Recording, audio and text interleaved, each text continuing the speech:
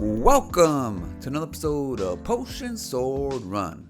Original Seed coming at you from my bedroom. And Sony has recently announced that they're laying off 8% of their workforce, about 900 people across all studios.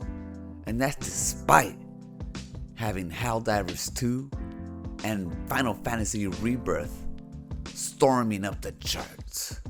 But before we begin, again, do not like this video. I am still wanted for stealing my neighbor's cats. They keep on knocking, and I won't let them in.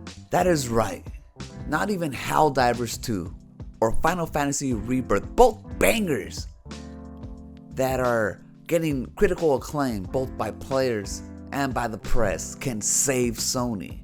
It just goes to show that even with a strong lineup, you still gotta lay off people. So what does that tell you? That the way Sony is doing business is not sustainable. Across all studios, they're gonna be laying off people. Insomniac, Naughty Dog, Bungie, new studios, the list goes on. They're even closing a studio in London. Sony London, UK is gone. And that's just a little footnote in the big old email that Jim Ryan sent. On the way out, Jim Ryan is taking as many heads as he can with them. Now, this just goes to show that Sony, when it comes to game development, is in trouble. They are the market leader when it comes to sales on consoles, and that didn't help them. Like I said, they have Final Fantasy Rebirth, third-party exclusive that everybody is raving about. That didn't help them. HellDivers 2, their recent foray into the games as a service, is going bonkers, and that couldn't help them. Bungie with Destiny that is dying, obviously, is not helping them. Spider-Man 2 costing $300 million to make, and they're only making $100 million profit at best, it's not helping them. These games are inflated. They cost too much to make, and they're not making the return on investment. At least not to the point where they need to be sustainable as a whole company.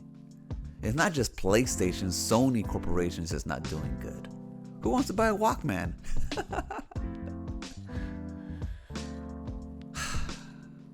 So there isn't no celebrating this. I know people were excited when Microsoft started losing people and started saying they're going to go third party, stop making consoles. They're pretty much going to go bankrupt. Microsoft, the richest company in the world. Now when it comes to Sony, crickets. It's just the cost of doing business. They're all right. Nothing's going to happen. They're the market leader. They sell the most consoles. They get third party exclusives. And that still doesn't help Sony stay afloat. So Jim Ryan leaving, all those heads turning, it's got to be good for the company. It almost seems like this generation, both companies just screwed up when it comes to games. All of the games that are on PlayStation 5, you can buy on your PlayStation 4. So what's the point of getting a PlayStation 5? I think there's only maybe a couple, 3 games that you can't. Other than that, they're all cross-platform. At least on Xbox, you can play your older games on that system and they look way better. Plus, you get exclusives as well. But nobody's safe out there. If you work for the gaming industry, I feel sorry for you. It'd be like walking on eggshells all the time. One person, creative director, can mess up the whole studio based on their desire to make stupid games. And then you have to whim at the executives too. How they want to turn everything into a live service no matter what. Then you get games like the Suicide Squad, where you pour millions of dollars into it and then it dies on delivery. Skull and Bones, another example. So it isn't just Sony who doesn't know how to manage their game studios. It looks like it's a problem across the whole gaming industry.